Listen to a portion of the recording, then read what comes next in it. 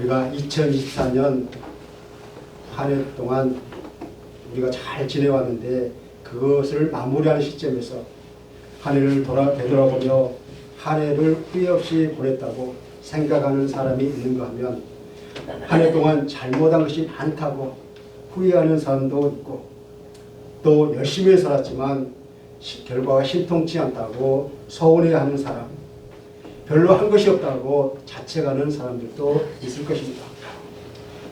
사람으로서 당연한 일에도 여러 감정이 교차하는데 신앙생활에서도 여러 감정이 교차할 것입니다. 그렇다면 우리가 후회 없는 시간을 보내려면 어떻게 해야 할까요? 무조건 열심히 산다고 후회하지 않을까요? 그렇지 않다는 것입니다. 기간마다 정확한 목표를 세우고 그 목표를 성취해야만 하겠지요. 목표들이 지향하는 인생의 목적도 분명하게 정해져야 합니다.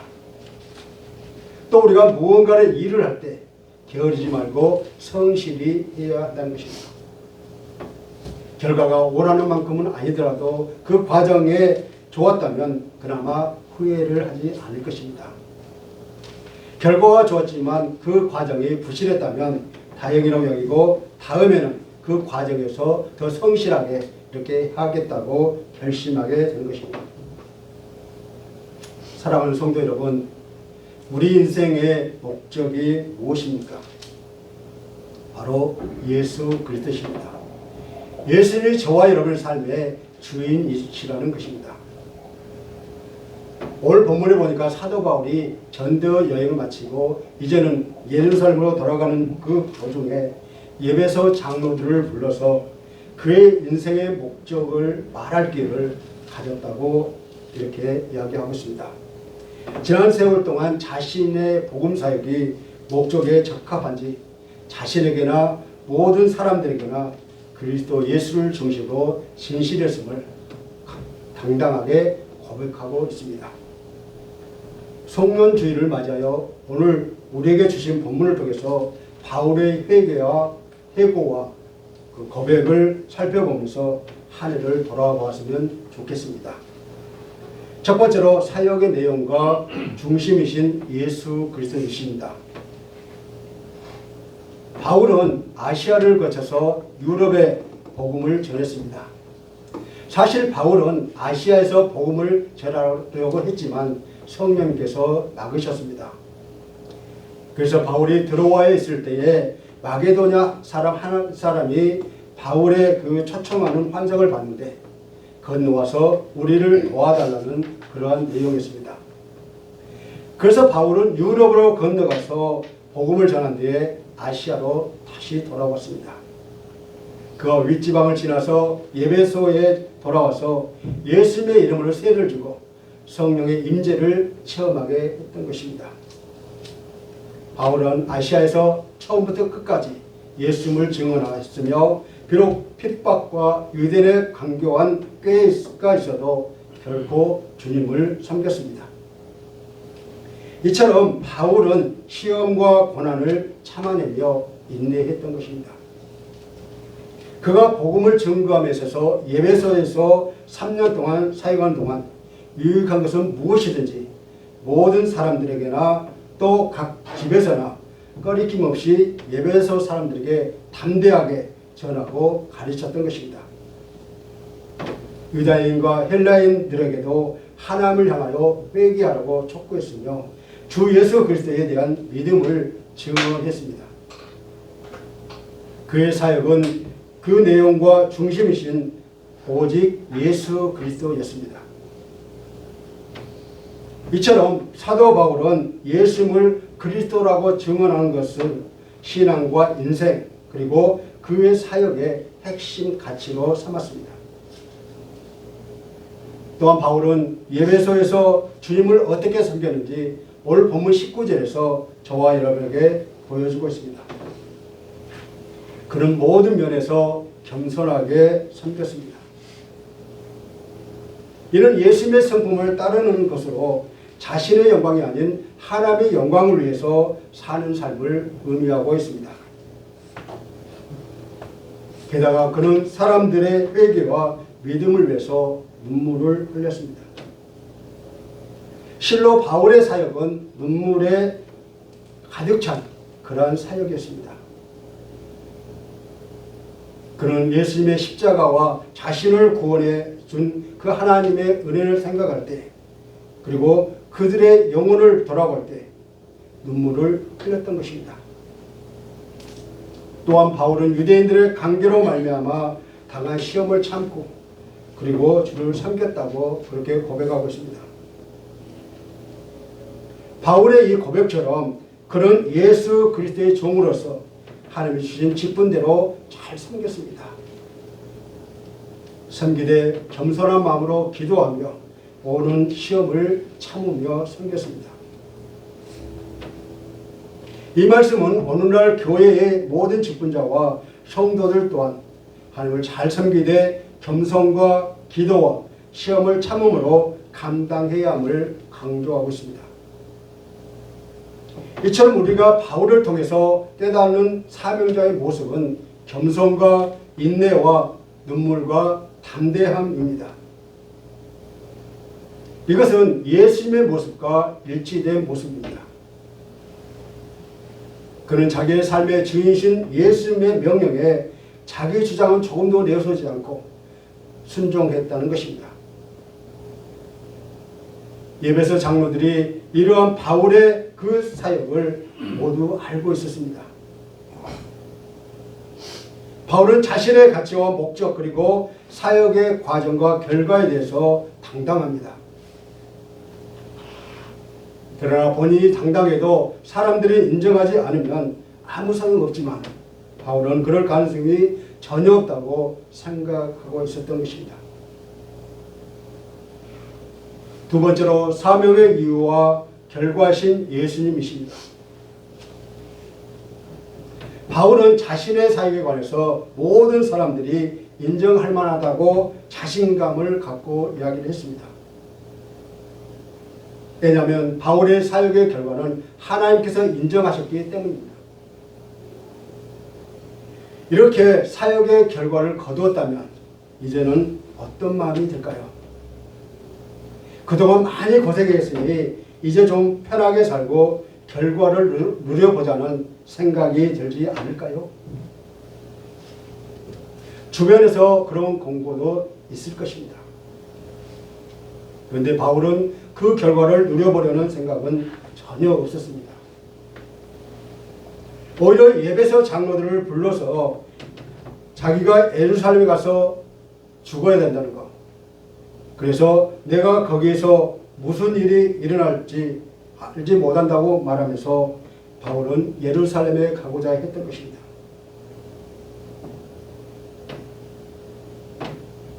이것은 바울의 결심이 확고부동한 것을 볼 수가 있습니다.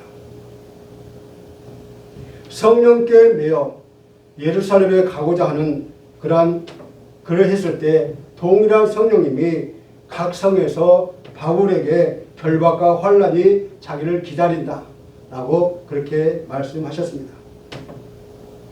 성령께서 희망과 기대감을 말씀을 하셔야 되는데 괴롭고 절망적인 말씀을 하고 있습니다. 하지만 그 사명을 피하라고 주신 것이 아니라는 것이죠. 성령님께서는 예루살렘이 곧 고난의 자리이지만 그곳이 사도 바울의 사명지이기 때문에 그곳으로 이끄셨던 것입니다. 여기서 매였다라는 말은 헬라어로 데오인데요. 그 뜻은 절대 풀리지 않는 쇠사슬에 묶여 있다입니다. 절대로 떨어질 수 없으며 자발적으로 묶여 있는 상태를 바울은 성경에 매여라고 표현하고 있는 것입니다. 사도 바울은 예루살렘을 나가서 무슨 일을 겪게 될지 정확하게는 몰랐지만 성령에 매여 성령이 인도하시는 곳에 자발적이고 순종적인 그런 자세로 따랐다는 뜻입니다. 이처럼 자신의 미래에 대해서 몰랐지만 성령의 인도하심을 온전히 신뢰하고 믿음을 가지고 있었기 때문에 순종할 수 있었던 것입니다. 그래서 사도 바울은 성령의 그 말씀을 담담하게 받아들입니다. 그것은 사명의 이유와 결과신 예수 그리스도로 정했기 때문입니다. 예루살렘에 올라가는 것은 주님의 뜻임을 확신하고 어떤 결과가 환란이 있다 할지라도 바울의 태도는 확정불변했던 것입니다. 그렇습니다. 사도 바울의 사명은 복음을 전하는 것이었으며 예수님으로부터 받은 사명을 감당하는 일에는 자기 생명조차 조금도 귀하게 여기지 않았다고 오늘 본문을 통해서 저와 여러분에게 가르쳐주고 있습니다.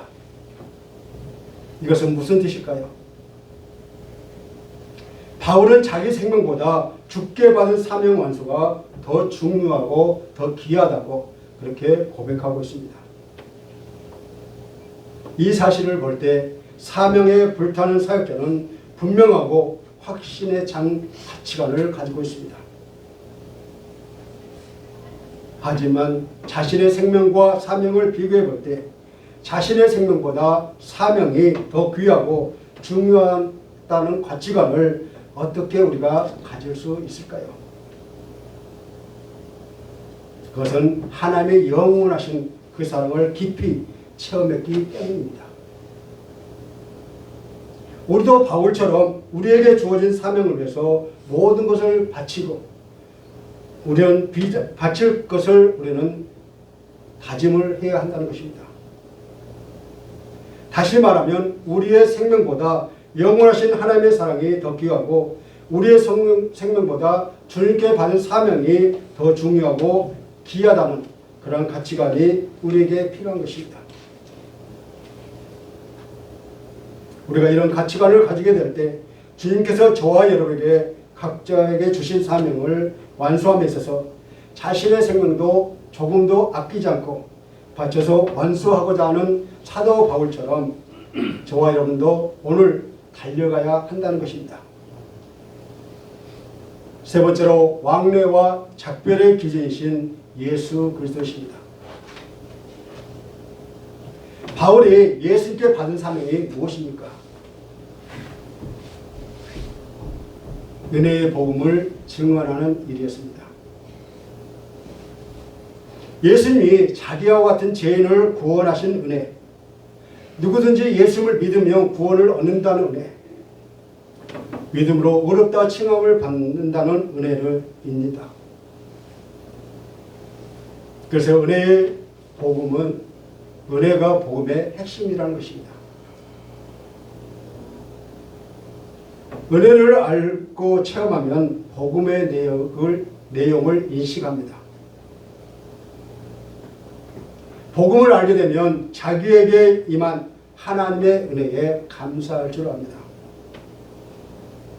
바울은 아시아와 온 유럽을 다니면서 은혜의 복음을 전했습니다.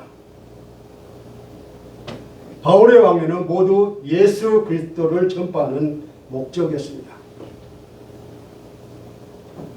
그렇습니다. 은혜의 복음이 전파되는 곳에 하나님 나라가 확장됩니다. 결과적으로 바울은 하나님의 나라를 전파하는 셈입니다.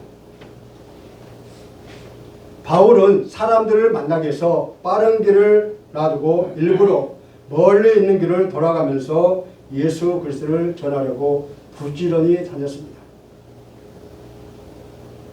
배를 타고 가면 빠른데 사람들을 만나려고 일부러 육지로 걸어 다니기도 했습니다.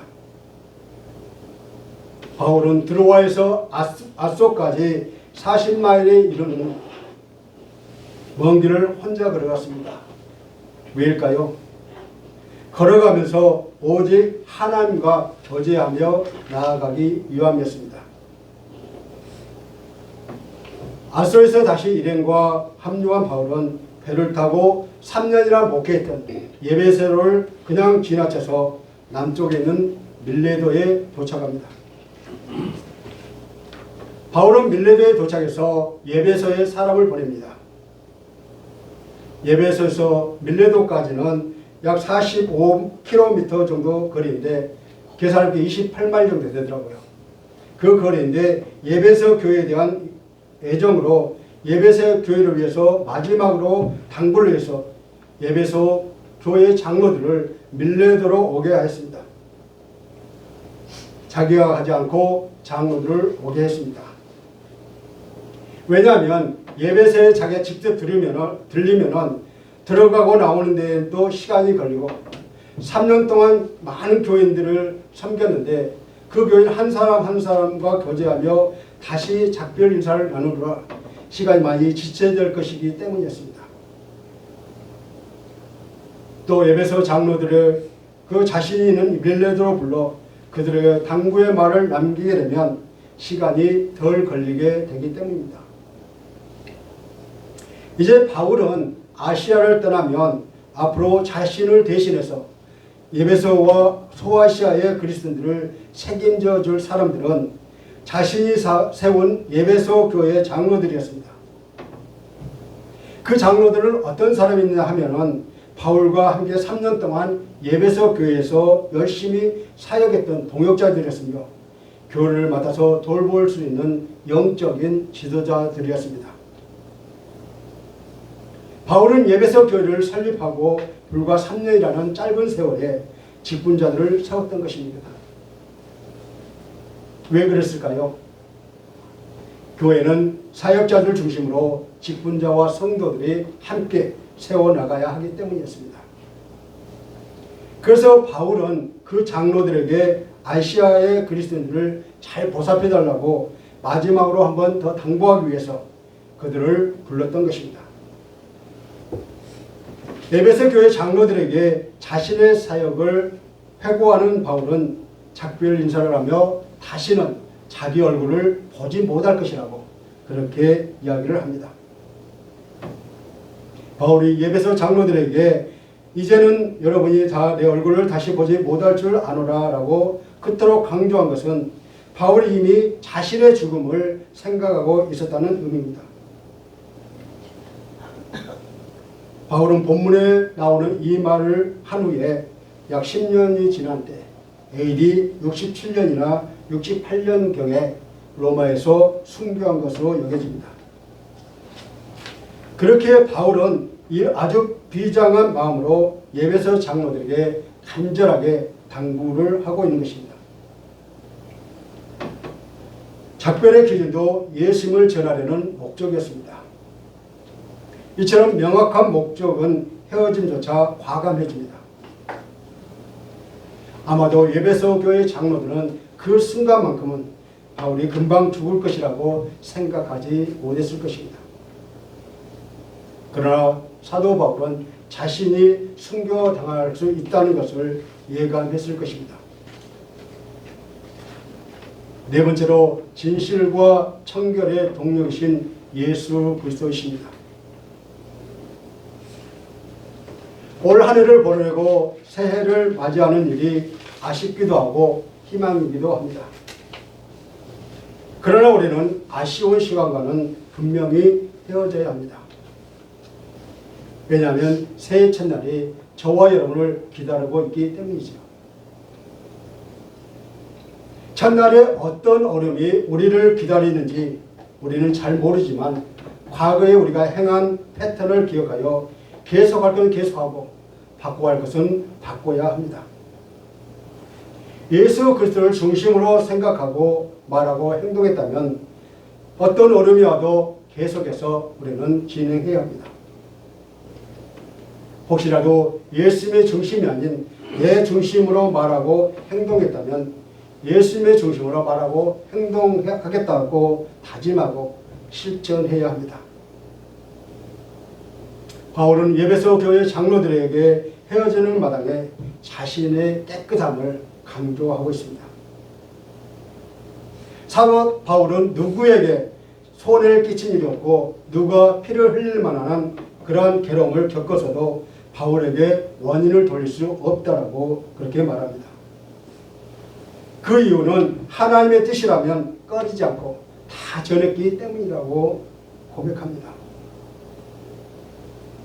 바울은 진실한 생각, 청결한 마음으로 예수 그리스도를 통한 하나님의 뜻을 전했습니다. 바울의 내면의 진실과 청결도 예수님이 주시는 은혜였어요. 진실과 청결 때문에 비록 핍박을 당해도 바울은 여전히 진실하고 청결합니다. 그렇다면 우리는 어떻습니까? 하루에도 12번 이상 변하는 우리의 마음이 어떻게 지킬 수가 있을까요? 사람의 생각과 행동의 모든 문제는 우리의 마음에서 나옵니다. 청결한 마음은 주님을 향한 온전한 마음입니다. 청결한 마음이란 하나님을 사랑하는 마음으로 가득 차 있어서 우리의 마음이 하나님이 의도하셨던 그 기능을 행하는 상태를 말하고 있습니다. 하나님의 뜻이 하늘에서 이루어지는 것처럼 이 땅에서 이루어지기를 갈망하는 마음입니다. 그러므로 우리가 청결한 마음을 가지려면 우리의 겉모습과 속마음이 같아야 합니다. 바울처럼 주님의 사역을 할 때 내면의 기쁨과 행동이 일치해야 할 것을 가르쳐주고 있습니다. 그래서 내적 자유로움이 찾아오고 세상을 섬길 수 있는 능력이 생긴다는 것입니다. 그런데 이런 마음은 절대로 저절로 생기지 않습니다. 믿음의 결단으로 주어지는 하나님의 선물이기 때문입니다. 그러므로 청결한 마음이 바로 예수님의 마음이며 그리스도인들이 지켜야 할 마음입니다. 또한 진실한 마음이란 거짓이 없이 참되고 바른 마음, 참되고 변치 않는 마음을 말하고 있습니다. 우리가 어두운 상태에 있을 때 무엇이 진실인지 무엇이 거짓인지 잘 분별하지 못하지만 밝은 곳에서 그것을 비추어 볼 때 비로소 무엇이 진짜인지 무엇이 가짜인지 알 수 있습니다.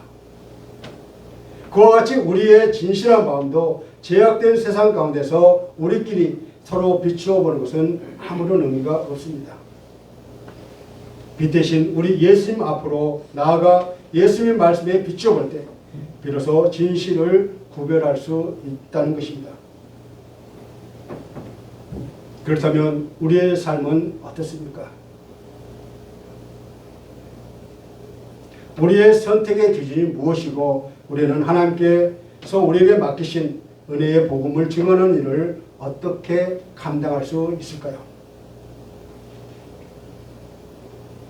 우리도 삶을 마무리할 때 사도 바울처럼 당당하게 그렇게 말할 수 있을까요? 그때가 올 때 우리가 부끄럽지 않았으면 좋겠습니다. 그러기 위해서 우리의 하루하루의 삶, 특히 오늘 하루의 삶이 굉장히 중요하죠. 오늘 사도 바울의 그 고백을 통해서 남은 삶을 어떻게 살아야 할지, 무엇에 힘써야 할지 고민하고 기도하고 결단한 귀한 삶이 되시기를 간절히 소원합니다. 새로운 한 해 2025년에 우리 모두가 진실하고 청결하다면 어떤 어려움이 있다고 해도 꺼리낌이 없어질 것입니다. 깨끗하고 정직한 마음을 가질 수 있도록 늘 우리의 마음을 일깨우고 하나님 말씀 앞에 가까이 가시기를 소망합니다.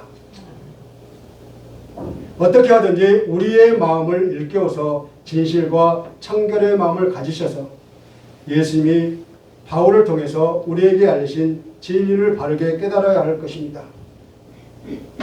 그래서 예수 그리스도를 믿는 믿음으로 언제나 진리의 말씀을 바르게 기억하시기를 바랍니다. 사랑하는 성도 여러분, 우리에게 가장 확실하게 사명이 생명보다 귀하다는 것을 보여주신 분이 바로 예수 그리스도십니다. 예수님이 이 땅에 오실 때 정확한 사명을 하나님께로부터 받아오셨습니다.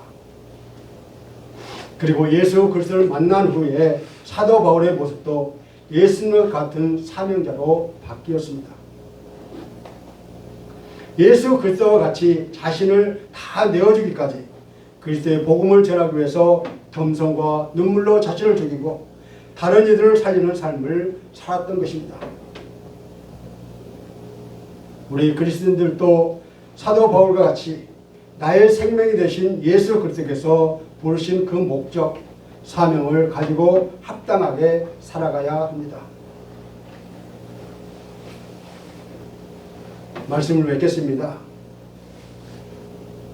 사도 바울은 하나님께서 맡긴 사명에 충실했습니다. 그래서 최선을 다하여 목숨까지도 아끼지 않고 하나님의 은혜의 복음을 전하는 일에는 자신의 생명조차 조금 더 귀하게 여기지 않고 헌신하였습니다.